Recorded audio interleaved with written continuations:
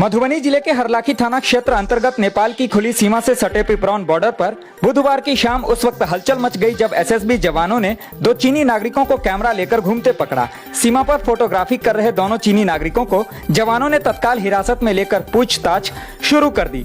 मौके पर पहुंची सुरक्षा एजेंसियों ने जब दोनों की तलाशी ली तो उनके पास न तो कोई पासपोर्ट था और न ही कोई वीजा।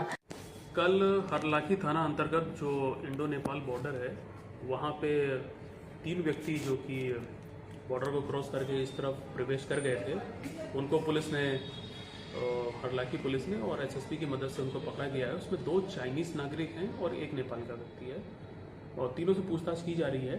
इसमें एसएसपी की टीम और जिला पुलिस की टीम और भी अन्य एजेंसीज की टीम इसमें शामिल है। पूछताछ उनसे की जा रही है। उनके मोबाइल फ़ोन भी देखे गए हैं तो उन्होंने कई सारे वीडियोस और फोटोग्राफ्स आसपास के लिए हुए थे। तो इनका जो वीज़ा है, इनका पासपोर्ट है, इनकी आइडेंटिटी है, वो सारी चीज़ें चेक की जा रही हैं और वो सब पूरी करने के बाद जो विधि सम्मत कार्रवाई है उसमें की जाएगी। पूछताछ के दौरान सामने आया है कि एक युवक केवल चीनी भाषा जानता है जबकि दूसरा थोड़ी बहुत अंग्रेजी बोलता है, जिससे संवाद में काफी परेशानी आ रही है। गिरफ्तार युवकों की पहचान 38 वर्षीय वू हेलोंग और 20 वर्षीय शेंगशेंग जुनियोंग के रूप में हुई है। दोनों चीन के हेलोंग जियांग और लियोनिंग प्रांत के निवासी बताए जा रहे हैं। दोनों चीनी नागरिकों को न्यायिक हिरासत में भेज दिया गया है और जाँच एजेंसियाँ मामले की कार्रवाई में जुट गई है। पुलिस ने अरेस्ट करके जेल भेजा था और अभी कल इसमें 2 पकड़े गए हैं।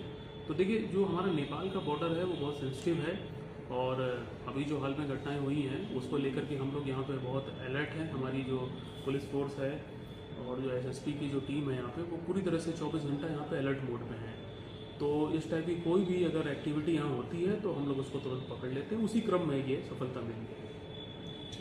बताते चलें कि नेपाल में चीनी दूतावास द्वारा अपने नागरिकों को भारत नेपाल सीमा पर जाने से परहेज रखने का संदेश देने के बावजूद चीनी नागरिक अनधिकृत तरीके से भारत में पकड़े जा रहे हैं। जहां कुछ दिन पूर्व ही जयनगर इलाके में एक अन्य चीनी नागरिक को नोमैंस लैंड पार करते हुए पकड़ा गया था। वहीं रक्सौल में भी करीब 1 महीने पहले 4 चीनी नागरिकों को संदिग्ध हालात में हिरासत में लिया गया था।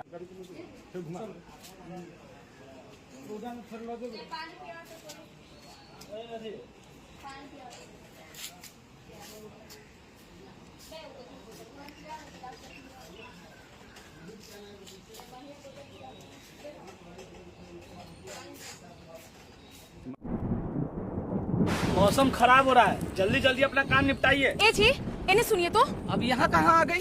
इतना खराब मौसम में ऐसे झुंड बना के काहे बैठल हैं आप सब? तो का खाना खड़े खड़े खाएगा? देख नहीं रहे कितना बिजली चमक रहा है? ऐसे समूह में बैठने से आप सब पे खतरा हो सकता है। आप लोग अपना काम